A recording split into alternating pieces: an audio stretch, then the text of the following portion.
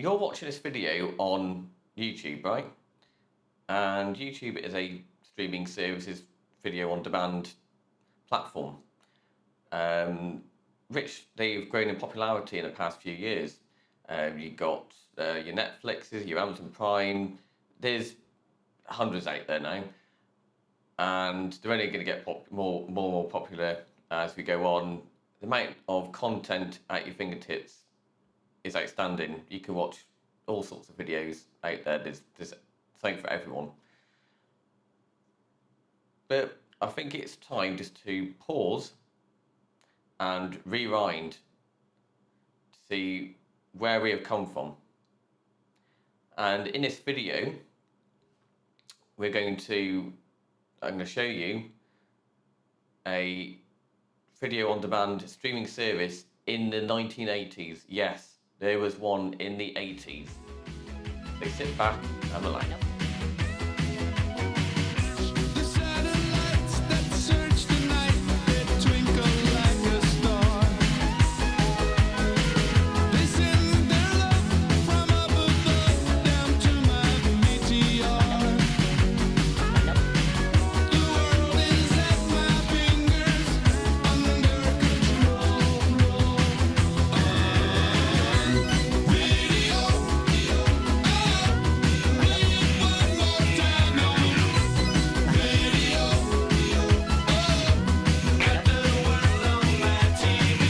Okay, so welcome to our first in a series of videos called Pause and Rewind, where we literally pause and go back in time and look at where we come from and where we are now. It's outstanding how technology has progressed, in the past 3 or 4 decades or so. It's just astonishing if you think about it. So in this video, looking at streaming and video on demand systems, and so if we go back to the sort of 70s, 80s, most of the time you're just watching linear TV. You got your 4 channels in the UK, and you can only just watch what the broadcasters are showing you. That sort of changed when the home media formats like VHS, Betamax, and so forth came out in the late 70s and early 80s. So amazingly, you could watch you could watch more than what was coming on the normal telly. So you could go and record telly to watch later at your own time and convenience. You could watch a pre-recorded video, so feature films that were coming out on VHS and so forth. You could go and rent a movie from your local corner shop or from the likes of Blockbusters and things like that. So you had some more choice, and you can watch at your own time. You can pause, rewind, and whatever. But yeah, I'm going to show you now a system akin to the likes of Netflix we got today, that came from a pioneering area from BT, in association with Westminster Cable Company, from about 1985. So let's have a look. This cable TV set in central London is an example of what can be done with optical fibre. It's linked to the most advanced cable network of its kind in the world. It's interactive, so I can choose from a library what film I want to watch. The signal from my handset goes directly to the head end miles away, and a laser disc is put onto a turntable. It's like a video jukebox. And over here, we've got the library system. The video library system consists of banks of video disc players. They're expandable in modules of 64 players up to a maximum of 256 players. The discs that are played on these players are standard discs, which you can go and buy from the shops. And we've extended this system such that you can actually control access to this disc from your home. Loading takes about 30 seconds. And remember, this is not a conventional video, yet only I see what's on my screen.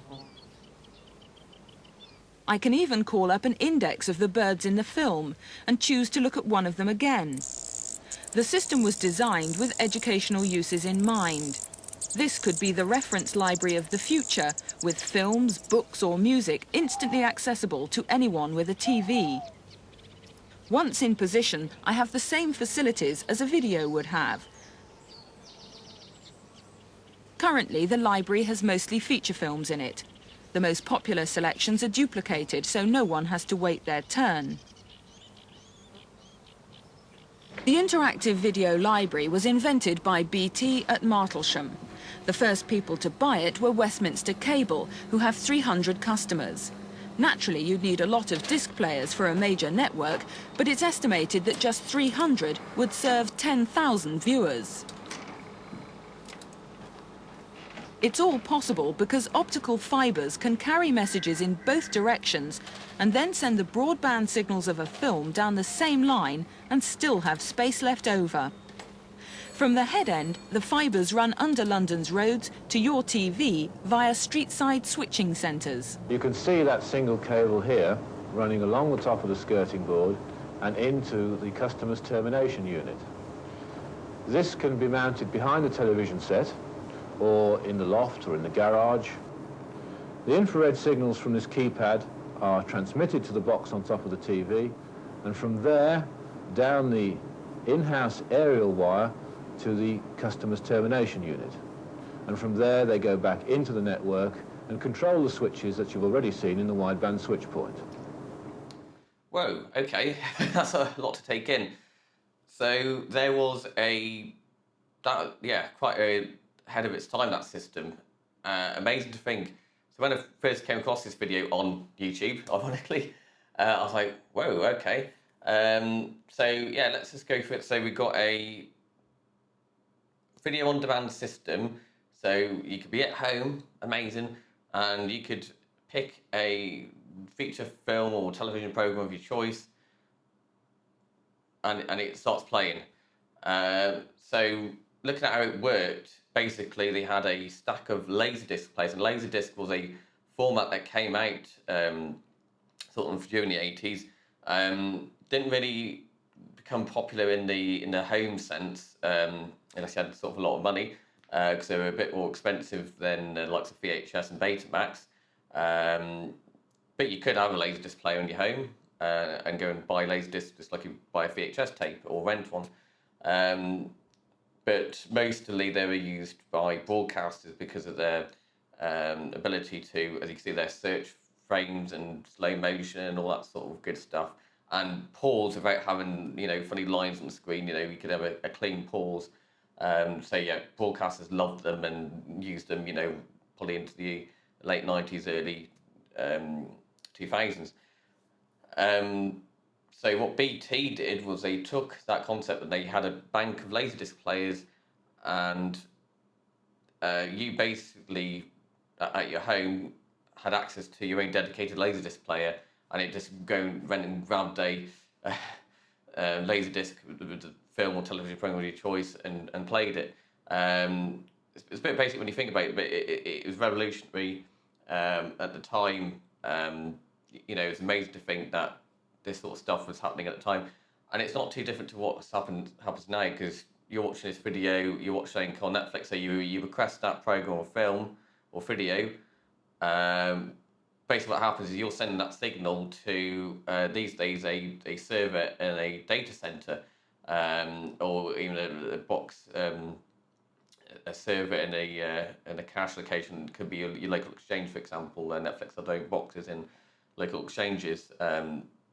So it's a Laserdisc player. You're basically you're having that control of that title from a server. It's playing that file, and of course these days the data is sent over a internet network, rather than those days would have been a analog, like an analog television signal, as it were. But obviously now it's all, compressed video coming over a data IP network. So yeah, pretty yeah, revolutionary stuff there. It's amazing to think what they were doing back in 1985 and how that's influenced today. Um, so let's have a look at what a typical customer back in the day, thought of the system. I think one of the advantages of the system is that I can come home after working late at night, which I do quite often, and catch up with a lot of movies that I've missed on, normal network TV. One of my other great interests is ornithology. When it comes to studying, say, the patterns of bird flight, for example, the system enables me to actually control a program that you can get via the system, backwards and forwards with your own little handset, which means that I can actually study the birds frame by frame, can do drawings from the television set, compare them with notes in books. And it's great because you can run and play around for as long as you like. Yeah, so there we go. That's pretty much what we take for granted today. Is just that, isn't it? Being able to just come home whenever you want and watch whatever you want. Obviously a bit limited back in those days, but still pretty good stuff. And be able to control that content. I mean, even back in those days, they were talking about the possibilities of having an interactive television where you can change what's going to happen in the endings. Well, that's sort of happened today. It's not exploded at the moment. There's that Black Mirror episode on Netflix that lets you you choose what happens in it, and there's different sort of storylines and endings and all so forth in it. But yeah, that's pretty amazing. Let's have a look at the next clip. See what the money men think of it. In terms of a new medium, I think one of the most exciting aspects is the potential for narrowcasting rather than broadcasting.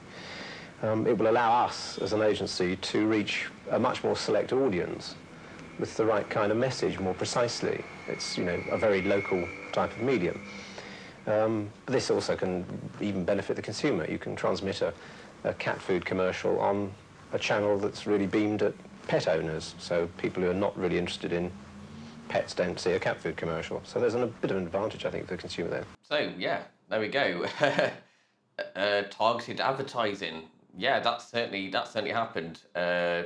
You just, again, look at likes of YouTube, and no doubt most videos you watched is an advert beforehand, or one or two adverts beforehand, maybe an advert in the middle and an advert at the end. And those adverts are targeted to you. The algorithms behind systems, they know what you like, so they can be very targeted on the internet. So yeah, that's pretty amazing. The video library is a new service whereby a customer will be able to choose what he wants to watch when he wants to watch it, no longer being constrained to the schedules of TV channels. The customer will possess a printed catalogue of up to 1,000 titles, but in this demonstration we show a selection of 5 titles from the small demonstration pool. We punch in the catalogue number we require. We confirm our request, and on a real system probably enter a password. After a few seconds our program will start. The program is now dedicated to the user on a one-to-one basis. Any further requests for the same title from another user will result in another copy of the program being accessed. Yeah, okay, so the video library system, really revolutionary for its time. Delivered over optical fibre optics, so that was revolutionary for its time. We saw the fibre optics to the street cabinet, and then the coaxial cable to the house. Well, that's essentially what we've got today. So yes, I hope you've enjoyed this video, and we'll be looking throughout the series at other things from the past that have influenced what we've got today, which you might think, wow, I didn't know they had that back in the 70s, 80s and 90s. So there we go. Thank you for watching and goodbye.